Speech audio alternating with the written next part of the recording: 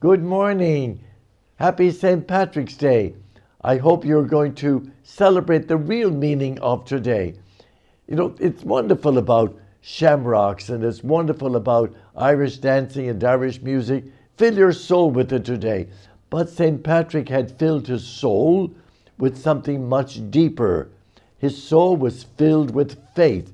How he kept that faith alive as a young person who was enslaved in Ireland. He actually was a slave. He escaped and then he went and learned how to be more effective. He actually became a priest and then was ordained a bishop and decided to go back to the people who enslaved him.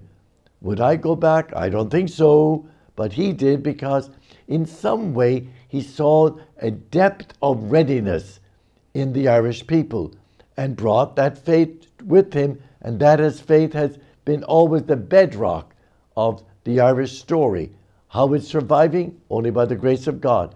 So have a happy St. Patrick's Day. Remember again, let Christ be before you, behind you, at your left and your right. Then you'll be safe.